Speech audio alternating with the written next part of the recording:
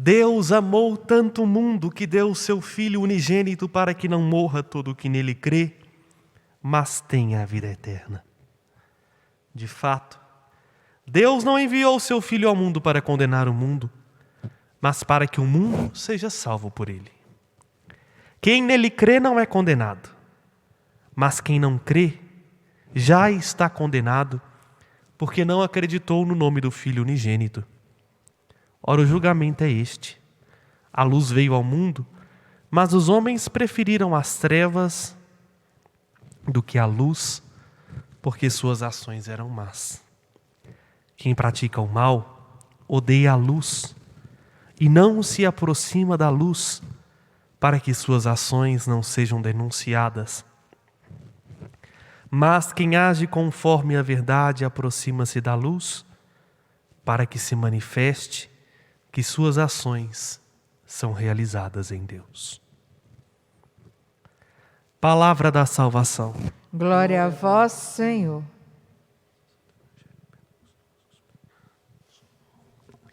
Querido irmão, querida irmã, antes de iniciar esta homilia, é necessário que o padre diga algumas coisinhas para que traga paz aos seus corações, porque de fato muita gente se preocupa conosco e também há aqueles que são meio que vigias do santuário.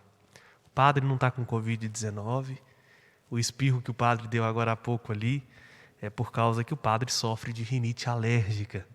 E aqui está um pouco, lá principalmente no presbitério, um cheiro forte por causa da umidade aqui que faça com que as coisas mofem, inclusive as cadeiras.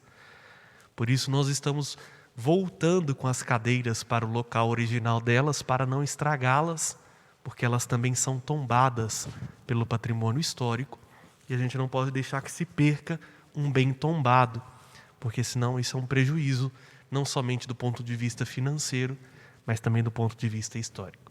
Senão vocês vão olhar e ver aqui repletas de cadeira e vão pensar assim, eles já estão esperando receber uma multidão. Não.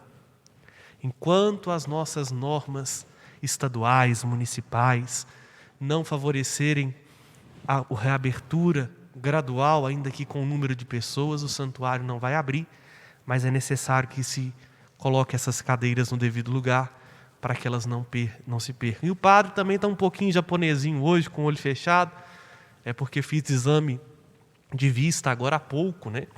E aí, todo mundo que já passou por isso sabe como é difícil submeter-se ao colírio e à luminosidade ao mesmo tempo. Mas, com a graça de Deus, nós estamos reunidos ao redor de uma luz muito maior, que é o Cristo ressuscitado.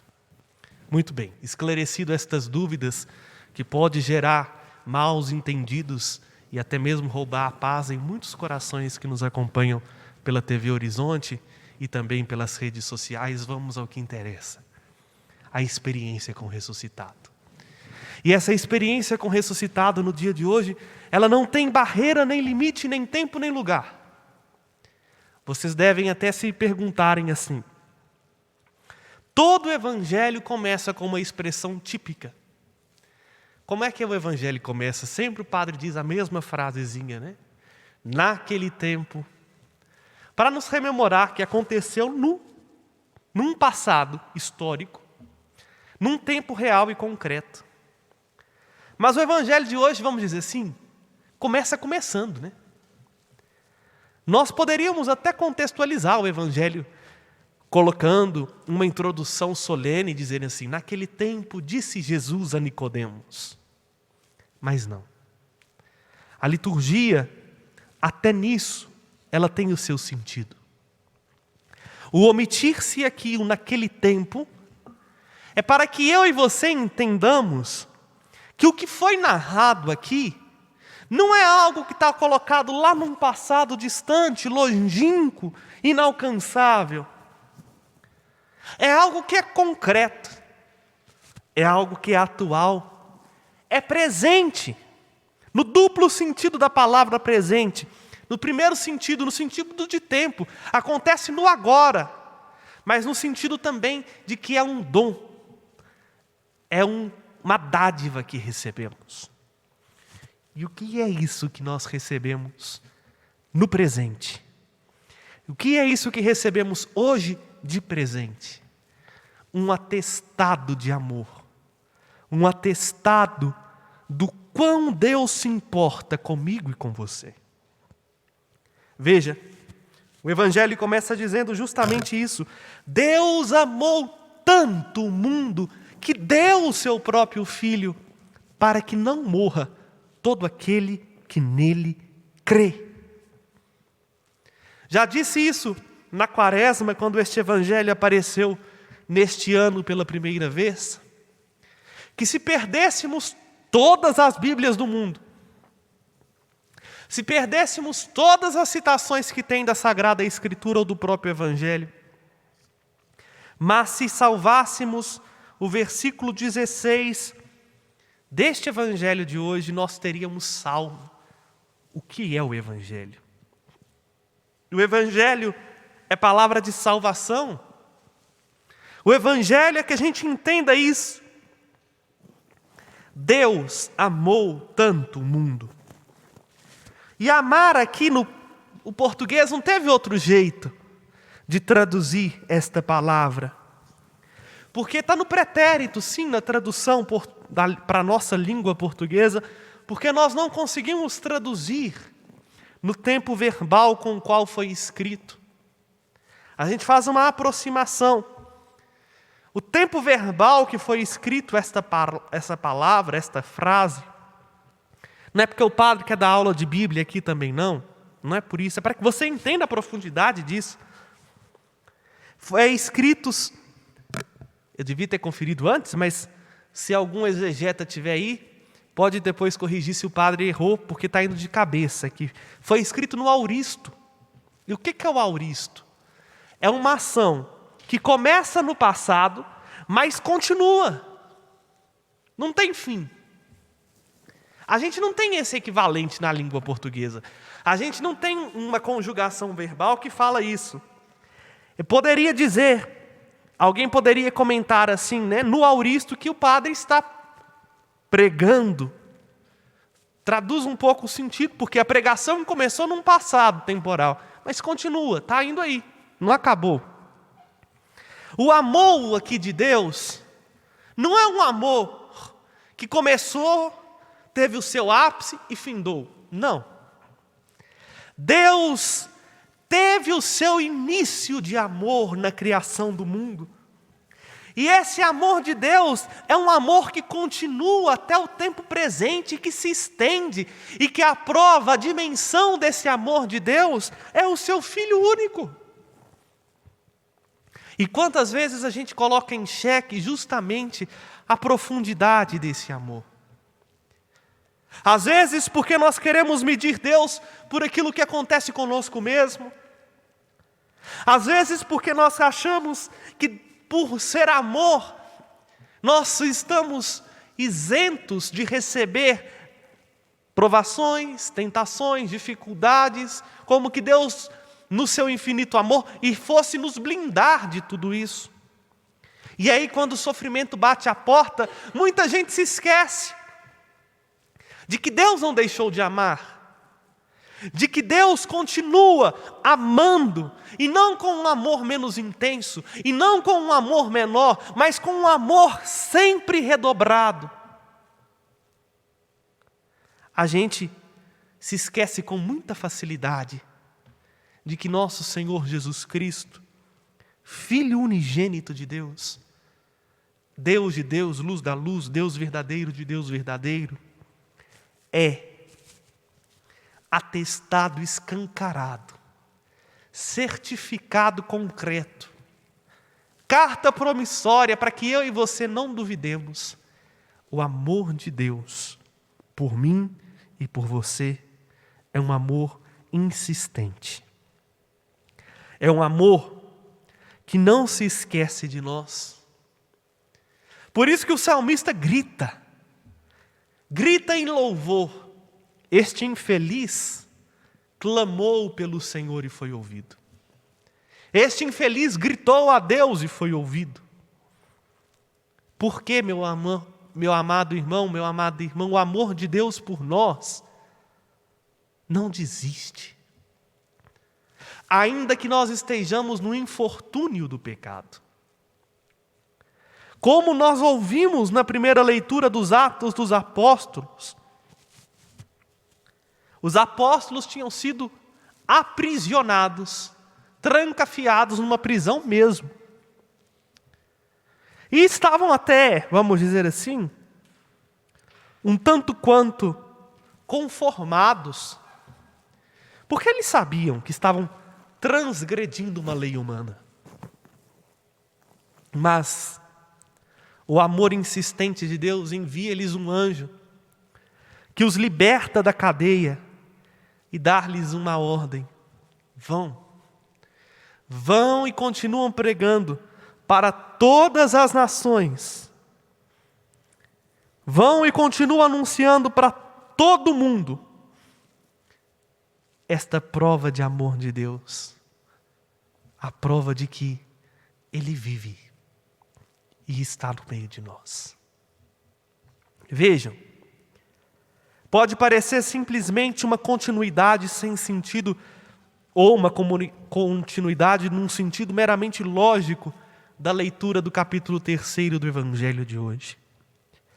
Mas olhando isto, vamos colocar assim, com óculos Pascal, a gente é chamado a ver em Jesus ressuscitado a força de um amor insistente. A força de um amor que veio e espera ser amado. Porque o amor é unitivo. O amor quer o objeto da sua gratuidade perto de si. Eu vejo às vezes até com tanto pesar, o quanto minha mãe sofre pela minha ausência. E eu sei que ela está acompanhando agora, porque ela não perde a missa, ainda mais porque ela não está indo na paróquia onde ela tem o costume de ir. Eu sei que a senhora, mãe, sofre, porque eu não estou em casa como a senhora gostaria que eu estivesse. E porque quando eu consigo ir em casa, é igual beija-flor, como ela brinca, né? Vem beija-flor e no instantinho vai embora, por causa das demandas. E digo do exemplo do amor da minha mãe, porque nós estamos convictos de que o amor de mãe é algo grande, a gente não consegue traduzir. E o amor de mãe é perfeita prova de um amor de Deus. E ao falar do amor da minha mãe, que quer a minha presença, a gente tem um sinal aqui, um exemplo. O amor solicita o objeto do seu amor. O amor quer perto aquele a quem ama. Como a minha mãe me quer perto. Se pudesse ser padre lá dentro da minha casa, eu acho que o sonho da minha mãe estava realizado. E é assim. E eu não tiro a razão dela. Como também entendo perfeitamente quando uma pessoa sente dentro de si um amor por outra e é capaz de romper com limites às vezes intransponíveis só para ouvir a voz do outro. Porque o amor, ele faz de tudo para estar perto, para estar unido àquele a quem ele gratuitamente se derrama. Deus faz de tudo, meu irmão e minha irmã, para ficar perto de você, para ficar perto de mim. Não porque Ele nos quer controlar como marionetes, não porque Ele quer ter o domínio de tudo, não, é porque Ele ama. E ao nos amar, Ele se encarnou, assumiu tudo na nossa vida, até a nossa morte. Mas, como luz, Ele agora resplandece, para que eu e você, livremente, abracemos esta luz e demos a Ele o que Ele espera, o nosso coração, a nossa vida. É por isso que hoje nós somos chamados a perceber nisso. Deus não quer castigo, Deus não quer condenação, Deus não quer nossa desgraça. Deus não quer nossa tristeza. E muita gente acha assim. E muita gente até prega isso, né? Um Deus punitivo, um Deus vingativo, um Deus condenador. Como se as consequências do nosso pecado fossem da ação de Deus. Quando Ele mesmo diz, quando um pecador pratica um mal e morre, não sou eu que não estou sendo misericordioso, é o pecado dele que tem as suas consequências. Tanta gente que viveu desregradamente na juventude, chega na velhice, começa a pagar os preços de uma vida inconsequente que viveu no passado, aí se acha no direito de dizer assim, Deus se esqueceu de mim. Quem dera. Seria mais fácil nós vivermos sem o sol do que o amor de Deus deixar de nos amar. Deus não cansa de nos amar. Deus não quer nos condenar jamais. Porque, enquanto ainda nós estamos vivos, Ele espera que eu e você compreendamos a profundidade deste amor e nos convertamos a Ele. Ele espera que eu e você simplesmente façamos algo que está ao nosso alcance. Acreditemos nele que é luz. E crendo nessa luz, simplesmente deixemos que ela ilumine tudo o que há dentro de nós. Eu precisei, só para terminar esta homilia dizendo isso, e você entender o que é esse significado da luz enquanto expressão máxima aqui no amor de Deus. Eu precisei fechar a porta principal da Basílica Ermida, porque, como disse, fiz exame de vista, e a intensidade da luz incomoda. Mas, por que eu fechei a porta? Porque basta a porta estar aberta para o raio do sol entrar e escancarar tudo aqui. E insistentemente, você que está em casa não vai conseguir ver, apesar de que eu tenho minhas dúvidas, que o povo da Z2 é espertinho. Tem uma pequena fresta na porta. E por aquela frestazinha que tem na porta, insistentemente a luz entra. E entra com uma força tal que ela é capaz, se eu fizer... Aí, tá vendo? Eu falei que o povo da Z2 é danado.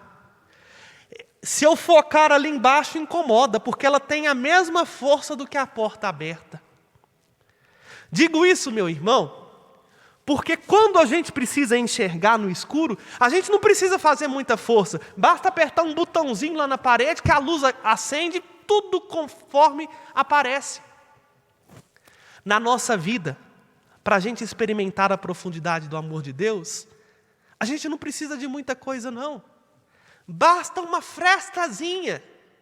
E ali vai entrar a luz suficiente para já trazer a nitidez. Já ir clareando as coisas que está dentro de nós. Tal como quando você acende o interruptor no seu quarto, você não precisa fazer esforço nenhum mais para iluminar tudo. Se nós acreditamos, nós não precisamos fazer esforço nenhum mais para entender que esse amor nos alcança. A ressurreição de nosso Senhor Jesus Cristo é de fato para nós farol escancarado desse amor insistente de Deus, que quer penetrar nas mais recândidas frestas que há na nossa alma, para nos devolver uma certeza de que somos amados, queridos, desejados e estimados, ao ponto de Ele nos dar tudo, nos dar a sua vida, nos dar a sua morte e ressuscitar para nos levar eternamente para mais perto dEle. Que esta Eucaristia celebrada confirme no seu coração esta certeza do quanto somos amados e queridos por Deus. Um amor que continua desde sempre e para todo sempre. Um amor que, como a luz, ninguém consegue reter, ninguém consegue abraçar, mas que ao entrar, tudo transforma, tudo faz ver com distinção, porque é forte. Forte como a morte, mas mais forte do que a morte, porque a venceu.